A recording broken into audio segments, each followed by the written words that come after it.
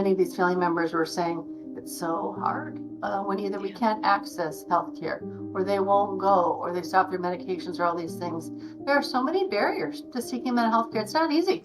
You've arrived at the Mental Health Spotlight podcast with therapist Kais. Good morning. Thank you for this Good morning. opportunity.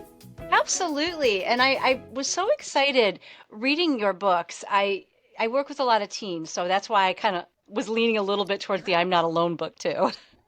Absolutely. Absolutely. So I guess to start, Michelle, this is my first time meeting you. I've read the book, so I feel like I know you. Can you tell me a little bit about, I guess, who you are, maybe even from your credentials, and then how that leaned into you becoming this fabulous author?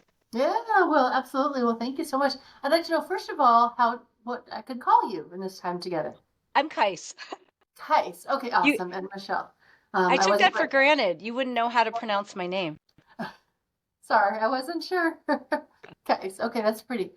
Thank you. Yeah, so, I live in Minnesota. I'm a clinical psychologist. Wait. I know we've got some snow here. It's going to melt this weekend.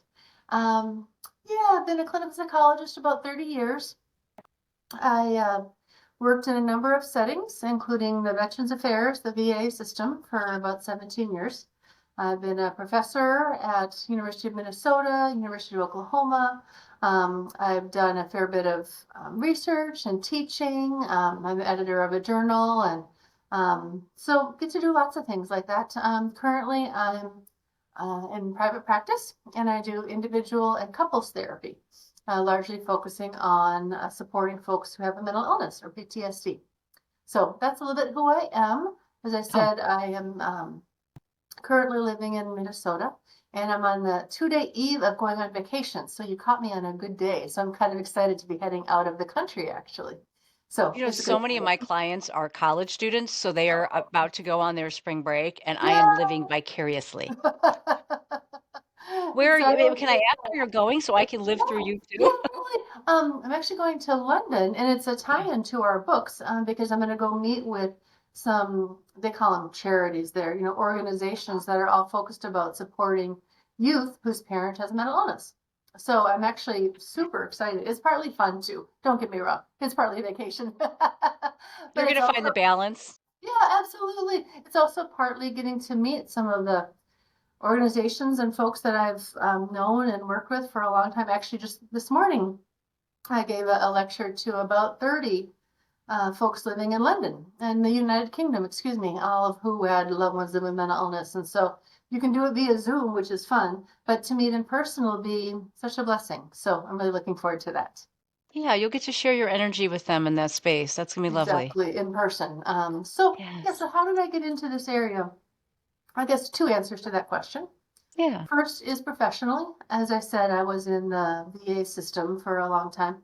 And in the mid 1990s, so I'm kind of dating myself, but in the mid 1990s, I was really struck by the family members sitting in the waiting room.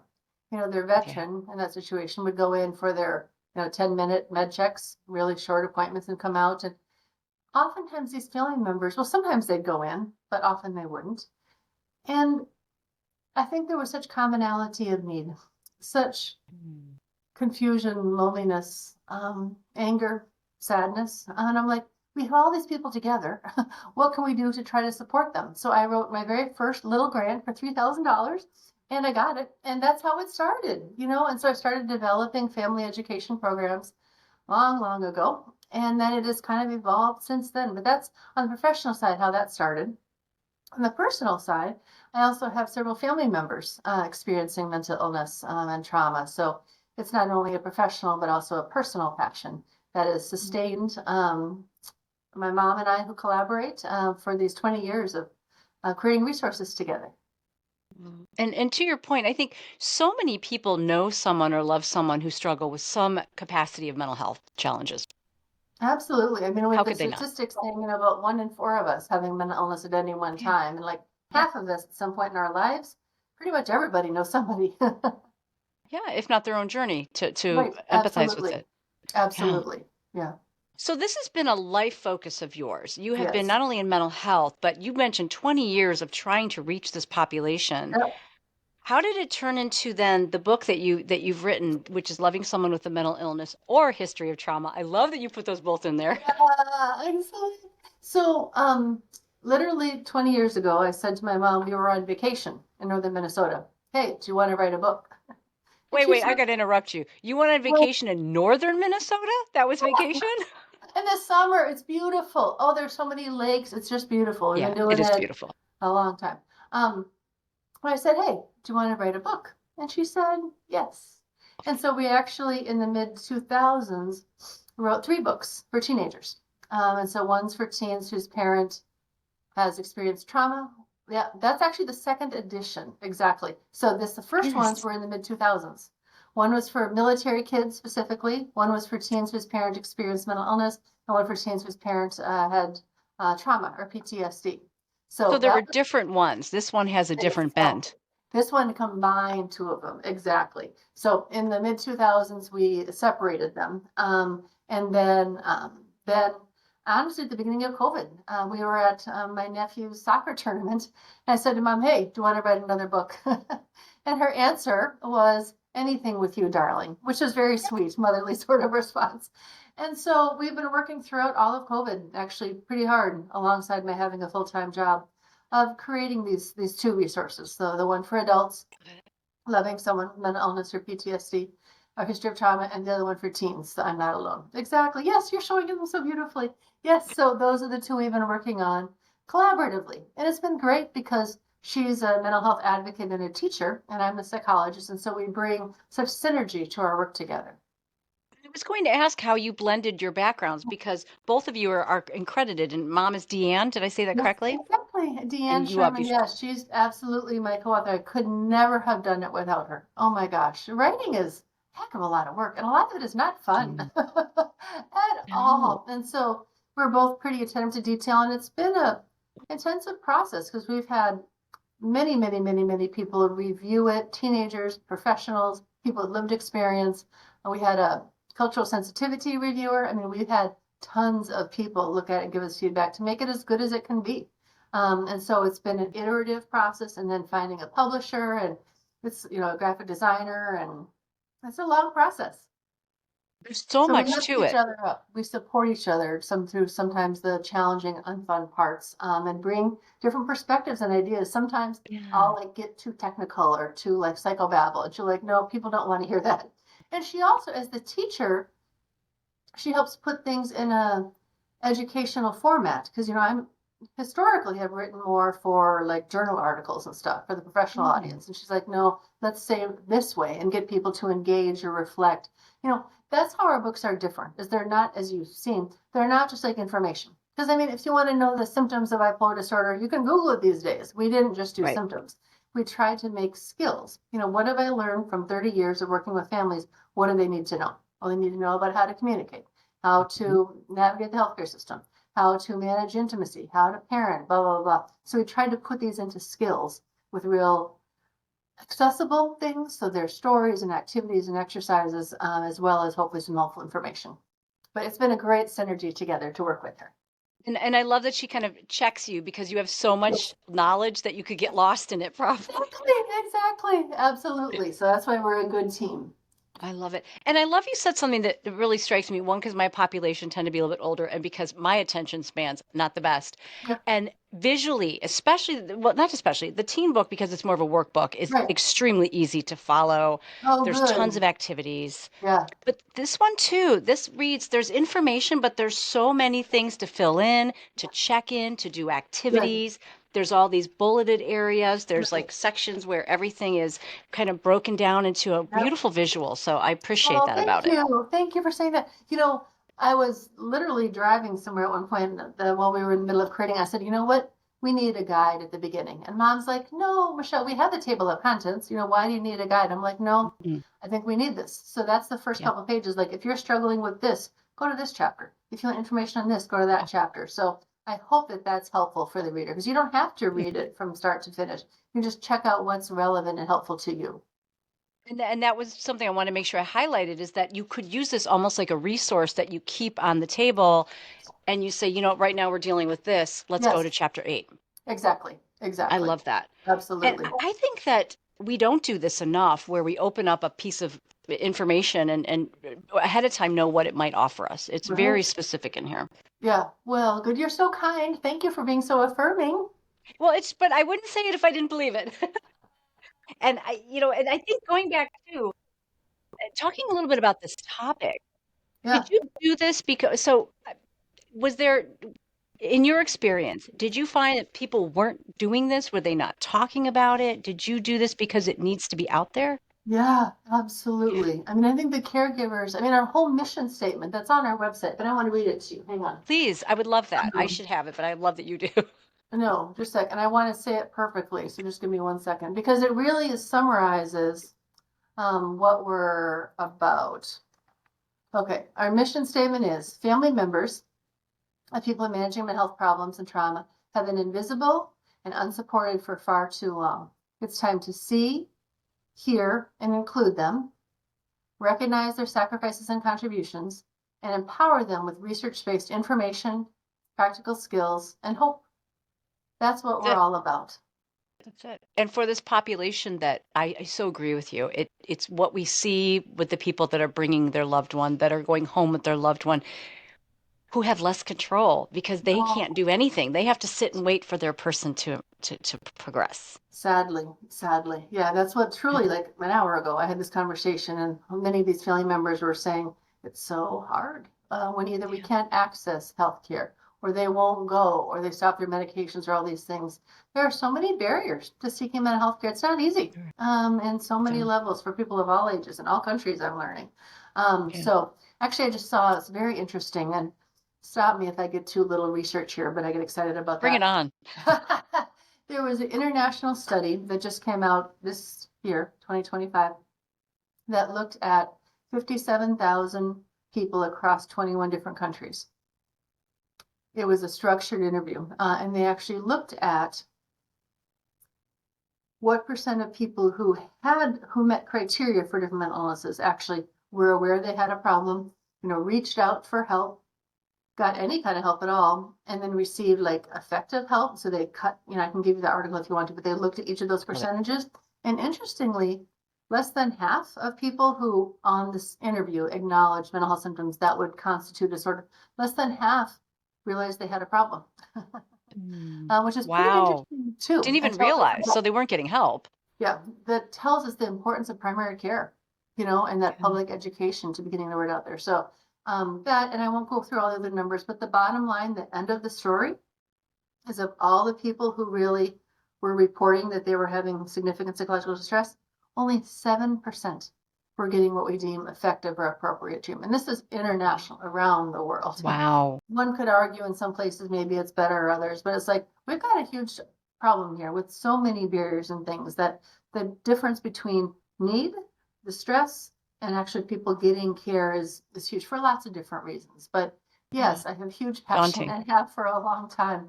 And we're just one little drop in the bucket of huge needs that are there. So we kind of try to Mm. connect with one person at a time. But frankly, case part of why we wrote these books, is that many people will never talk to their doctor. They will never go to like a NAMI support group. They will Mm. never accompany their family member to Yeah. like a first episode program or something for all sorts of reasons: stigma, scheduling, access, time, childcare, blah, blah, blah, blah, blah. So it's like maybe they would pick up a book. Maybe they can learn some of Yeah. those skills and read stories of other families who are experiencing it and get not the same benefit, of course, but perhaps some. Yeah. That's why we did this. Yeah. Be part of a community where they can recognize, like you said so well, if there's a stigma, we feel it. If there's a barrier, we know it. Absolutely. And so you can gain Yeah. some of the same skills and ideas and Yeah. reassurance through reading. That's our hope. It's beautiful. And I would think when you're dealing with someone you love's mental health illness, you're in your own crisis. So we don't always Yeah. see help. We don't see ourselves Right. when we're in crisis. And so much of the focus is on the loved one. And so even the children or Yeah. the grandparents or things like that, they're kind of invisible, and be careful to Yeah. get me rocking and rolling about the kids because I'm even more passionate about that. How they have been invisible in our system for so long. And we've got the adult mental health care system over here, the kid over here. I Mm. would be even excited if we could move our country forward in getting mental health providers to even ask, do you have kids? Much less, how are the kids doing? Oh, I I assure would you, it's hope not. they are. It's not, oh no, I assure you, it's not consistently happening. It's No, really it's scary. not. And so we've got a lot of progress ways to go, much less if you say, oh, wow, my kid is really depressed when hypothetically my husband keeps, having manic episodes or Yeah. trying to harm himself last night or whatever else. Well, okay, we realize my kids are distressed and crying and not going to school. What do we do for them? What do we have for them? In our country, not a lot. That's why we wrote Yeah. this book, is to help these Right. teenagers who we know are at higher risk for nature and nurture for problems themselves. So if we could invest in prevention, early intervention, that's a huge part of my passion. Oh, and I couldn't agree more. I feel like we're on the same choir here, whatever Okay, that. I love it. I Appreciate it. love it. Prevention. Because if we can get in ahead of time when we work with young people, so much better to help them Oh, and know what their skills are absolutely. before they have to deal with this. Absolutely. Yeah. Gosh, we should be asking that. And I felt that sense when I put the book down. I want to pick it up. I Sure. really like it. And I know this, I love the fact that this is something that a young person can just walk with. And it says teen, but honestly, I feel like both of these books could speak to teens or really anyone, right? Like this would be anyone. Yeah. Yeah. Agreed. Yeah, Yeah. we actually found that oftentimes like the parents want to read it first, or the parents could read it to have a way to help them have a conversation, Mm-hmm. with their teen. We tried to make it in teen friendly language or examples, but I Yeah. agree the concepts, no matter what your age, it's helpful information. Yeah. And the way it's organized, I had sections I was stealing and earmarking to use with my Good. clients. I'm so glad. That's perfect. That's what we Yeah, want. I'm going to use it. I'm so Um, but happy. but you could, as a person, get this book and go through it and start asking yourself questions, learning your skills, checking in on how what you're experiencing. Absolutely. Yeah. Absolutely. For And sure. providers could use this too as a resource That's for, our hope. And it can be a curriculum for a group, I mean, yeah, if kids are in a day treatment or if they're in, totally. through NAMI, whatever else, Mhm. there's clear up. It's a curriculum, you No, know? it is. I felt that way when I read it. And I told my whole practice about it. I'm like, this is actually, we like things that are tangible and concrete Yeah, sometimes. right. Don't we all? Right. Absolutely. Yeah. Like I don't Absolutely. have patience for too much reading. I know. No, we need easy to take off the shelf and actually use in this session. Okay, what are we going to talk about? Bada bing. Absolutely. Yeah, and there it is. You mentioned that this hasn't been very well resourced at all. Have you noticed trends though? You started the one book I think was like 2006, wasn't it, that it first was written? Any trends you've noticed that Yeah. are either improving or not that we could be Yeah. aware of? Oh, it's great. I absolutely think there's more awareness. Kids are talking about mental illness and things Yeah. more. There's certainly much Yeah. more awareness, education, sadly, some misinformation, and of course, social media with both edge. Certainly some good things about it, but also some concerning things that young Mhm. people can get. But I think there's definitely more awareness. There, Mm. I think, is some decreased stigma around some topics. And again, to Okay. be a research nerd for a second, there's some really interesting large scale research that looks at public attitudes toward mental illness. And they've been doing it for many, many years. And they're actually finding that public attitudes measured by questions such as, how would you feel about if someone with mental illness lived next door to you? How would you feel if your child dated someone with mental illness? That's how they assess these sorts of Yeah. things. Public attitudes toward depression are actually getting better, which is a Yeah. positive thing. Some Great. things like schizophrenia, however, it's not getting any better. So we still have Mm. a ways to go. But yes, I think there is some improvement in that.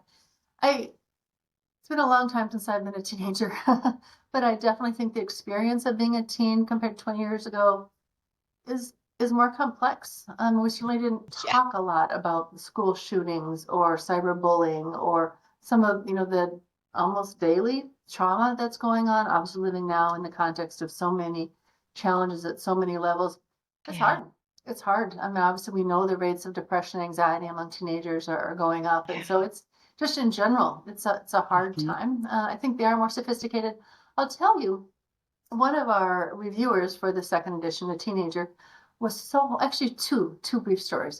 It was awesome. Wait, you It was had awesome. teenagers review it, like to Oh read it to make yeah. sure, of course. Oh, Fabulous. Yeah. absolutely. Tons. Seems Tons. like a given, but I don't know that it's a given for everybody. Yeah, no, oh, absolutely. Because again, it's been a long time since I've been a teenager. Two of them, one of them was like a little seventh grader. These are not clients, of course. These are people we just know in our daily lives. One of them was so sweet. And she has a family member living with depression. She's like, you don't have anything in here about offering grace. You know what? You're right.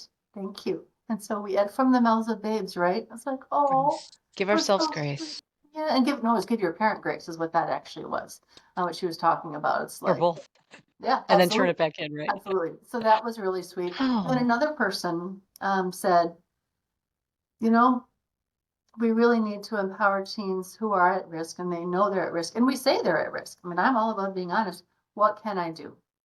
What can I do to prevent or deal with if it happens to me? And so we talk about early warning signs, having a relationship with a provider, good. learning, reading, being aware of things, Mhm. not catastrophizing about everyday symptoms, because all of us, certainly myself included, have days that we feel down or sad or anxious. That Of doesn't course. mean I need to be on a medication or Mm-mm. go to the hospital or something. It's like we all have emotions, and so learning and dealing with that sort of stuff. Exactly. So Yeah. it's and then so that's part of his general awareness. And then I actually, for this most recent book, did a updated research literature review and found some pretty cool research. And it Okay. actually looked at some of the stuff we always teach, things like regular physical activity, getting enough Mhm. sleep, social connection, minimizing or avoiding alcohol, all the stuff we already know. But it actually has been finding if we can actually increase some of these activities, they actually may prevent the development of mental illness or decrease the severity of. I mean, that's huge. If I'm a kid and like my parent has some serious mental illness, not that we can guarantee, of course, but there are things I can do now to maybe to prevent that or decrease the development of it. Wow, that's it. So this person said you need to add a section on what can I do, and so we did. We added a whole section on it. So we absolutely listened to our teenagers to try to make it better. So it's not only your experience being on in this chair, but also asking people, what do you want in Oh, this book, so that huge. it has those Absolutely. curated pieces. Exactly. I love that. Absolutely. Huge. And the awareness, you made a good point with the idea of of this young seventh grader bringing up Yeah. grace. Like, who was talking about grace in the 70s and 80s? Like, Right. nobody. What? Grace? I'm like, who's that? That's like from National Lampoons, right? Grace? There's no grace. Exactly. It And was so lovely. It's like, it was beautiful. yeah, and I agree with you. I think the awareness is increasing. I think it needs to increase Yeah. because our kids they have a lot more Yeah. that they struggle with, and they're willing to get help. And your book is one step towards that We possibility for hope them. so. We hope so. And even like I said, a Yeah. way for a parent to open the conversation. So we don't Yeah. know if a teenager is going to go to Barnes and Noble or search it Right. on Amazon. I don't know if they will or not. But if a mental health professional like you, or a teacher, or a clergy, or the parents' mental health professional say, "Hey, you got kids. How are your kids doing? Well, they're not doing well. Well, here's a resource that you can help have Yeah. the conversation with them." That's what we're hoping. And there's a book, and there's professionals that understand and label what you're going Exactly. through. So even just knowing Validation. that there is a book, just knowing Yeah. that it exists, it's Right. like, oh wow, because there's a resource if my mom has cancer, if my Yeah. grandpa has Alzheimer's or whatever else. But there Right. really, to be honest with you, still aren't resources for teenagers with parental mental illness and trauma. No. So we hope we're really filling a gap. Oh, I think you are. And that's why when I first saw this, it really struck me because I work with so many kids and we talk Yeah, about their parents and I don't have the resources to give right, them. right. It's Absolutely. wonderful. You brought up stigma a lot and Yeah, you talked about how it's a trend, but I noticed both the books lean a lot into how to manage stigma, discrimination, when to yeah, disclose. yeah. Uh, what are some things that stand out from you in your books that you could suggest or skills that you talk about related to that? Uh, it's hard because it's real. Yeah. It's very real. And in some respects, we obviously want to try to decrease it and to normalize Yeah. it and say, again, if my daughter tonight is in the hospital for breast cancer, whatever else, all my friends and family come and support and things like that. If my son tries to end his life or is having a manic episode, what happens to my support system? So we really want to educate and help people know they can help. Like, what is it? Caring Bridge. A friend of mine's on the board of Caring Bridge and was Yeah. talking to her about what percent of people who use Caring Bridge do they use it for mental health? And she said it's very, very low. So if we can Really? increase awareness, and part of it is by the challenge of and the courage of talking about it openly. And so how Yeah. can we help young Yeah. people? And I think they're actually leading us. I think many times that generation is better than the older generation in talking about it. And so I think we can learn from them. I think it's a little complicated, however, and I'll just go a little bit into nuance here. Let's say, again, hypothetically, that my husband has serious PTSD and depression and alcohol use disorder, a common combination.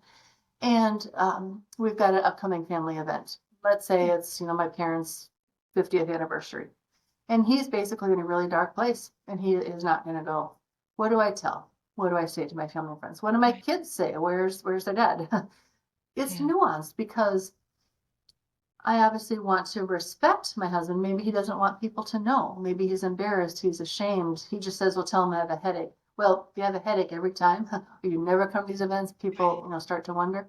So you want to respect his privacy, but also I need support. I need people that I can talk to. And so it's nuanced. I mean, the whole recovery movement is about nothing about us without us, right? And so that we wouldn't disclose anything about them, which I support. And simultaneously, I need support. So being able to figure out how to talk that through. Same thing with teenagers. It's like in my parents' mental illness.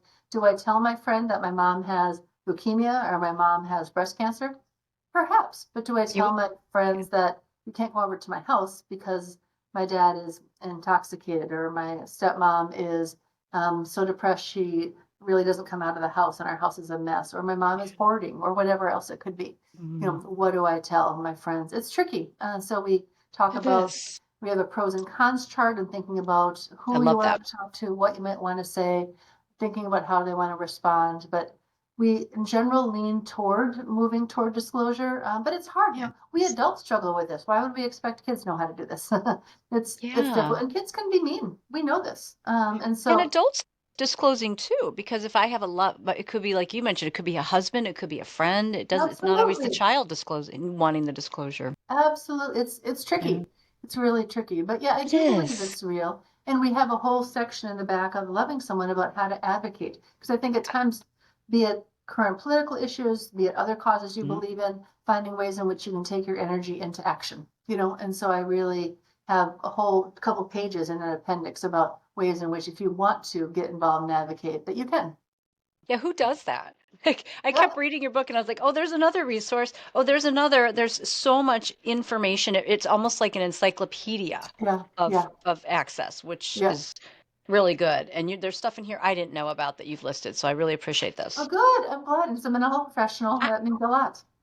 Yeah, it's fabulous. Sorry, we had a little delay. So if I talked over you, it was because my internet was delaying.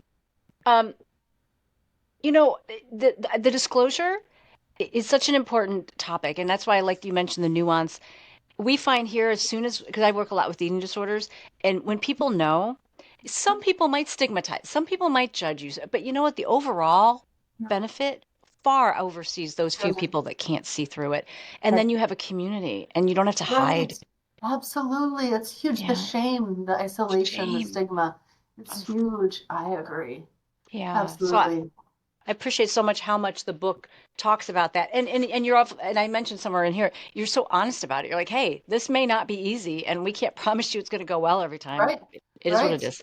Yeah, it's the truth. You hear about some stories, so it's like, okay, what do I do with unsupportive people? Do I try to change their minds, or try to lean in? And if not, maybe that's not something I want to share with them, or I want to have some more distance or a boundary in that relationship, and find other people, because you will find other people.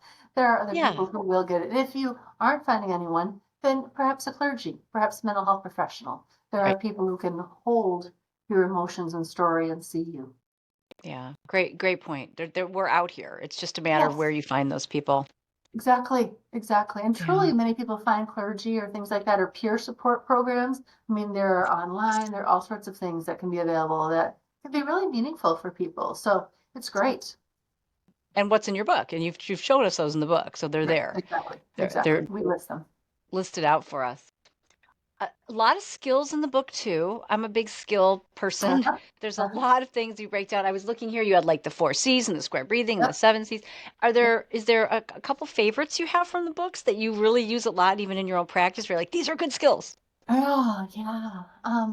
Definitely the square breathing. I mean, that's for all of us. We can use, being able to, right, exactly. Think about in for 4, hold for 4, blah, blah, blah. I think, the 4 C's is really attempting to draw upon some of ACT, acceptance and commitment therapy, really connecting with my values. How do I want to show up here? I don't want to show up as a neg or as a hypercritical, mom or wife or friend or whatever else. I want to show up. I want to honor my feelings, realizing I'm having a strong reaction. Take a second, calm, disengage, check. Okay, hang on. How do I want to show up? What Mhm. message do I want to give her right now? And then Yep. choose a compassion and lean in with kindness. Now, it's all goes back to the Viktor Frankl stimulus and response thing, right? Let's give us some more space between the trigger. Let's face it, we all have triggers every day, but how can we spread out Yes. between the distressing incident and our response so we're less reactive?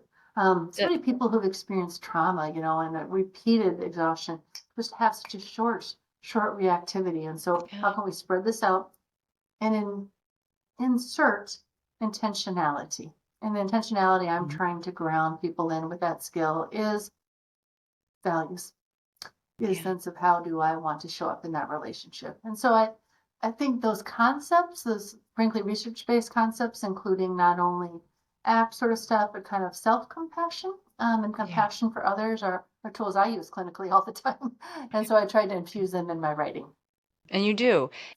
And so part of these skills, like when we talk, what you just mentioned, I'm thinking, yes, this would help the person who's struggling, but also the person who's watching the person struggling understand, oh, Right. because of the trauma, like you did so well, it's so quick, they can't switch yet. They haven't learned to do that. Exactly. So Yeah. learning to take that pause. It's hard.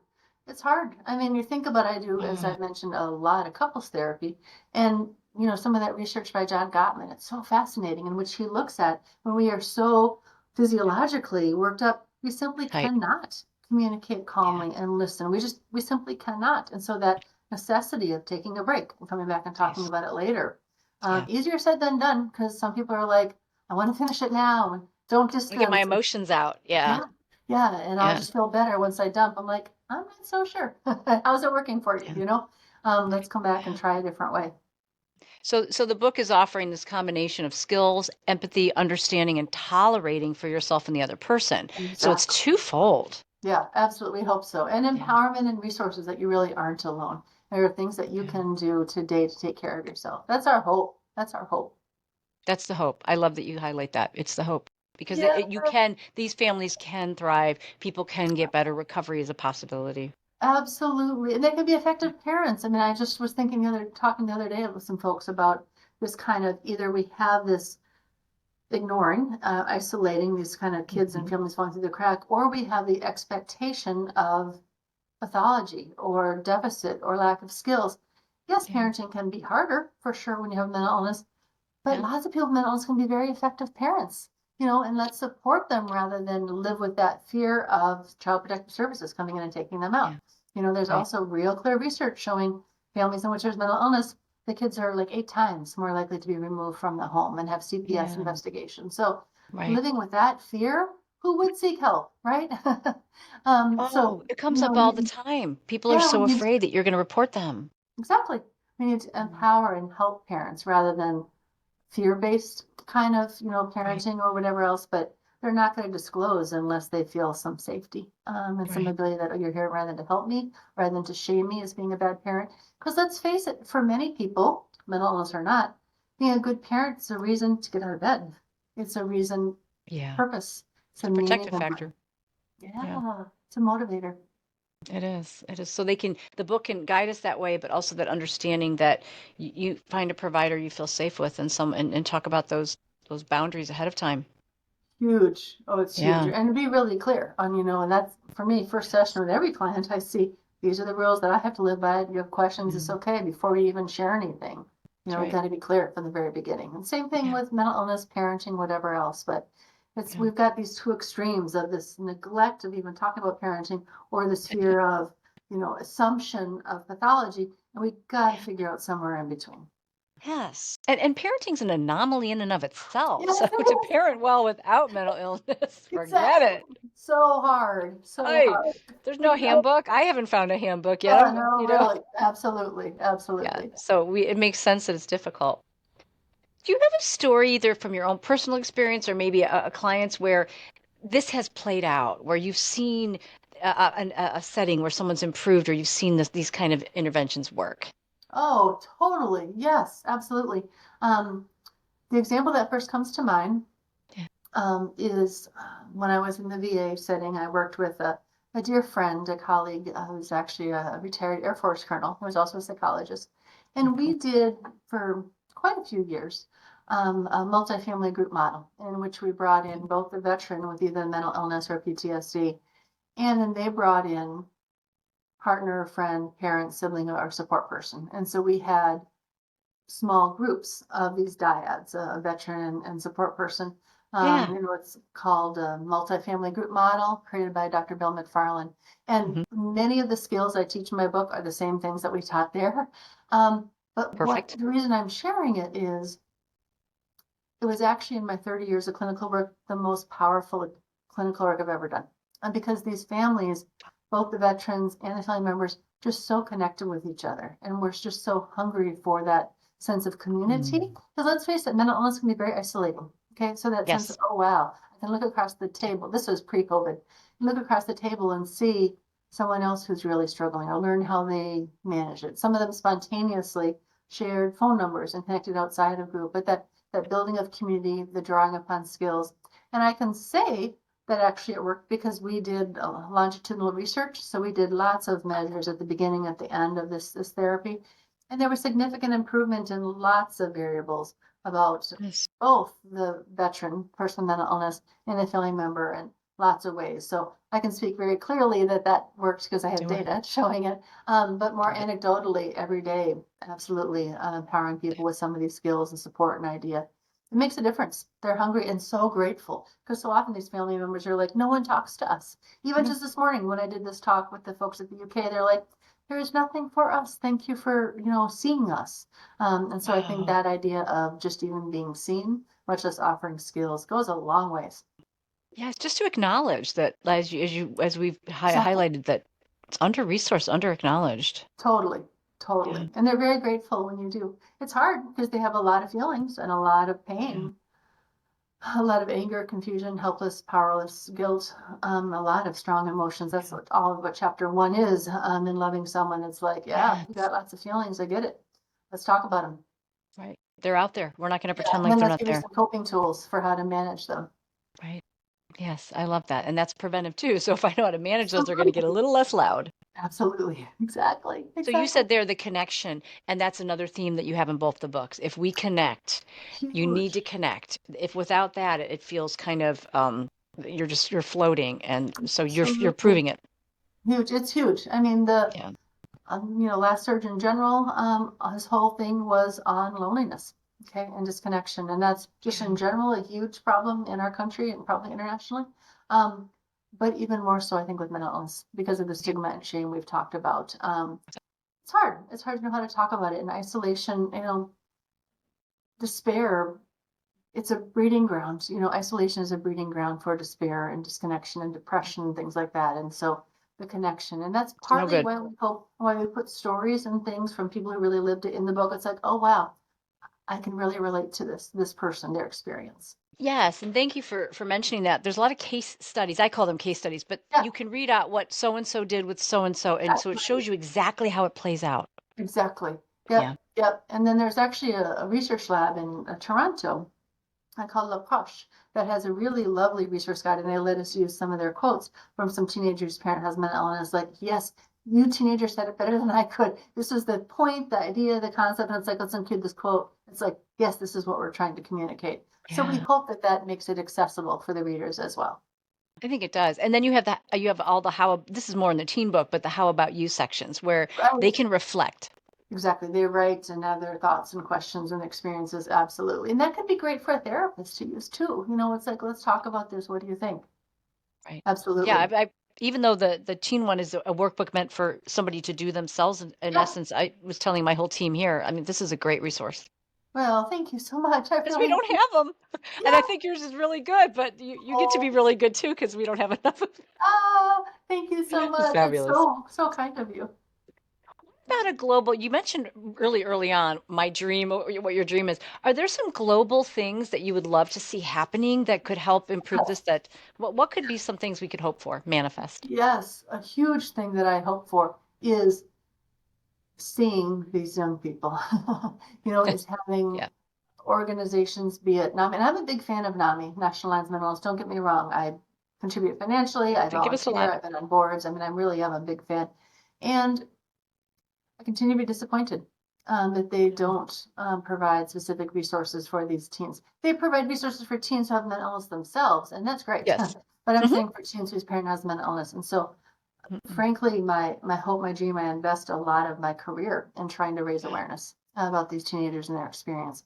So if we could Beautiful. increase programming, just the other day on LinkedIn, I saw a healthcare organization in Canada, I think it was in Toronto, that had like a drop-in group for teens ages 6 to 18 who had current mental illness. And I just reposted it saying, we need this in the United States. Is that can we Yeah. replicate or emulate this? And so that's part of it, as I mentioned earlier, when I truly am going in a couple days to London, there's an organization called Our Time. It's been around a long time and based in London that has tons of programming. It has in school prevention, educational sort of stuff. It has kids' time workshops where kids and their Mm. parents come together with mental health professional and have some supports. I mean, stuff like that. You know, if we can kind of continue to grow that in our country, that's a dream. I would be super excited. I love that. And so you're seeing it in places. We're just not quite following those here. We're Absolutely. not seeing The it here. UK, Canada, Hmm. Australia, Germany, these places are way ahead of us. Oh, we got to step it up. I know, exactly. Totally. What? What? Absolutely. We can't let them get ahead of us. Come on.